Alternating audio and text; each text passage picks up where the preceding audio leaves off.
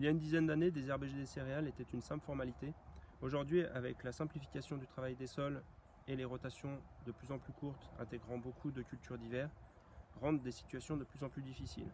À cela, on peut ajouter l'apparition de résistance des produits de printemps, ce qui rend extrêmement compliqué le désherbage des céréales aujourd'hui.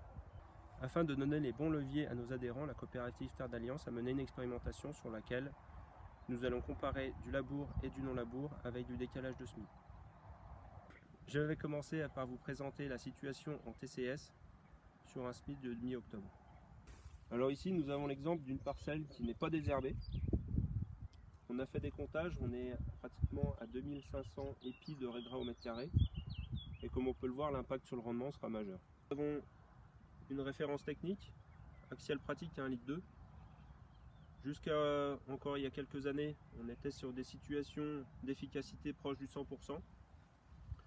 Mais là, au fil du temps, des résistances de type détoxification ont fait leur apparition, ce qui fait qu'aujourd'hui, c'est des situations qui ne sont plus suffisantes et acceptables. De prélever de référence, défi 3 litres, résume 1,5 litre. Comme on peut le voir, le niveau d'efficacité n'est pas forcément au rendez-vous, mais ça permet malgré tout de limiter le développement des raies gras dès l'automne. On est pratiquement à 75% d'efficacité dès l'automne. Alors ici, on est sur un programme de référence, c'est-à-dire qu'on a une prélevée avec un défi résume, repris au printemps avec de l'axial. L'idée de ce type de stratégie, c'est de permettre d'éliminer un maximum de graminées dès la prélevée et appliquer l'axial afin qu'il finisse en partie le boulot.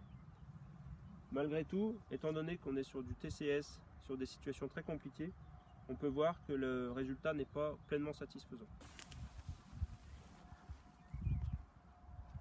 En situation labour avec un décalage de semis, on peut voir ici une diminution très nette de la population de raies gras, une diminution de pratiquement 85%, uniquement liée au travail du sol.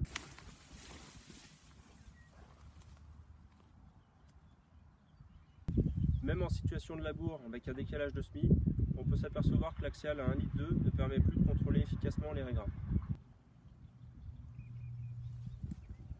Ici, nous avons notre programme de référence prélevé, défi 3 litres plus résume 1,5 litre.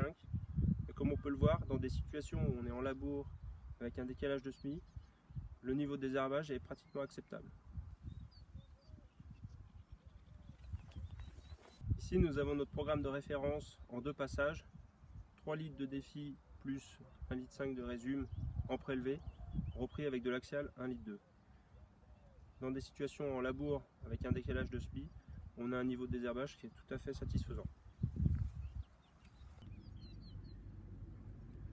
En conclusion, ne pas hésiter à réintégrer du labour dans les situations les plus graves, décaler son semis d'une quinzaine de jours, intégrer de la propisamide dans les colzas qui peuvent être avant une céréale à paille, et enfin faire suivre 2 cultures de printemps consécutives afin de limiter au maximum le raies gras.